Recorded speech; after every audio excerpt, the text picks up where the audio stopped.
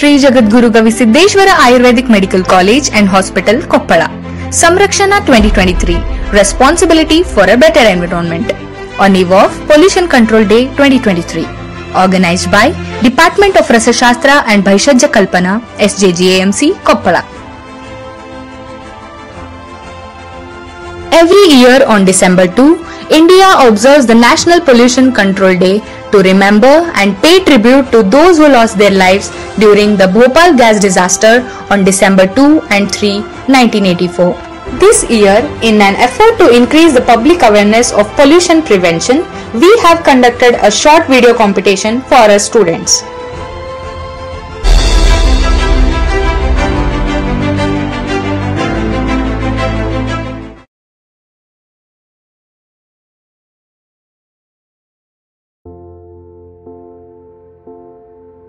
ಪ್ರಸ್ತುತ ಸನ್ನಿವೇಶದಲ್ಲಿ ಮಾಲಿನ್ಯವು ಎಲ್ಲಾ ಜೀವಿಗಳ ಅನಾರೋಗ್ಯಕ್ಕೆ ಪ್ರಮುಖ ಕಾರಣವಾಗಿದೆ. Be a part of solution, not a part of pollution. It's time to take action for nature before it's too late.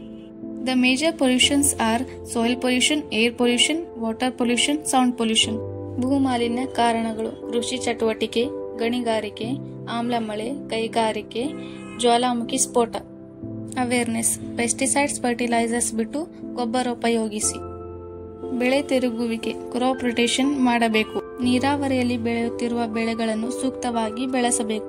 Plastic ಹಟಾವ್ ದುನಿಯಾ ಬಚಾವ್. ಪ್ಲಾಸ್ಟಿಕ್ಸ್ ಅನ್ನು ಬಿಟ್ಟು ಕಾಟನ್ ಹಾಗೂ ಜೂಟ್ ಬ್ಯಾಗ್ಸ್ ಉಪಯೋಗಿಸಿ. ವಾಯು ಮಾಲಿನ್ಯ: ವಾಯು ಅಸ್ಮಾಕಂ ಜೀವನಸ್ಯ ಅತ್ಯವಶ್ಯಕಂ ತತ್ವಂ ವರ್ತತೆ. ನೈಸರ್ಗಿಕ ಕಾರಣ: ಜ್ವಾಲಾಮುಖಿ ಸ್ಫೋಟ, ಕಾಳ್ಗಿಚ್ಚು. ಮಾನವ ನಿರ್ಮಿತ ಕಾರಣಗಳು: ಕೈಗಾರಿಕೆ, ವಾಹನ ಮಾಲಿನ್ಯ, ಪಟಾಕಿ ಸುಡುವುದು. ಅವೇರ್ನೆಸ್: ಫಾಸಿಲ್ ಫ್ಯೂಲ್ಸ್ ಕಡಿಮೆ ಉಪಯೋಗಿಸಿ, ಸೈಕಲ್ ಉಪಯೋಗಿಸಿ, ಕಾರ್ಪೂಲ್ ಅಳವಡಿಸಿಕೊಳ್ಳಿ, ಗಿಡಗಳನ್ನು ಬೆಳೆಸಿ, ಝೀರೋ ಎಮಿಷನ್ ವಾಹನಗಳನ್ನು ಉಪಯೋಗಿಸಿ. ಜಲ ಮಾಲಿನ್ಯ: ನೀವು ನೀರನ್ನು ಕಲುಷಿತಗೊಳಿಸಿದರೆ ನಿಮ್ಮ ಜೀವನವನ್ನು ಕಲುಷಿತಗೊಳಿಸಿದಂತೆ. ಕಾರಣಗಳು: ಕೈಗಾರಿಕೆ ತ್ಯಾಜ್ಯ, ಕೊಳಚೆ ನೀರು, ಆಯಿಲ್ ಸ್ಪಿಲ್ಸ್, ಕೃಷಿ ಹರಿವು. ಜಲ ಮಾಲಿನ್ಯ ಪರಿಣಾಮಗಳು: ಡಯರಿಯಾ, ಚರ್ಮ ರೋಗ, ಕೊಲೆರಾ. ಅವೇರ್ನೆಸ್: ಪ್ಲಾಸ್ಟಿಕ್ ಬಳಕೆಯನ್ನು ನಿಷೇಧಿಸುವುದು. ವಸ್ತುಗಳ ಮರುಬಳಕೆ ಮಾಡಬೇಕು. ನೀವು ಬಳಸುವ ಪ್ಲಾಸ್ಟಿಕ್ ಇತರ ವಸ್ತುಗಳನ್ನು ನೀರಿನಲ್ಲಿ ಹಾಕದೆ ಕಸದ ಚೀಲದಲ್ಲಿ ಹಾಕಬೇಕು. ಶಬ್ದ ಮಾಲಿನ್ಯ ಕಾರಣಗಳು: ಶಬ್ದ ಯಂತ್ರಗಳು, ಧ್ವನಿವರ್ಧಕ, ಕಾರ್ಖಾನೆ, ವಾಹನಗಳು ಇತ್ಯಾದಿಗಳಿಂದ ಶಬ್ದ ಮಾಲಿನ್ಯ ಉಂಟಾಗುತ್ತದೆ.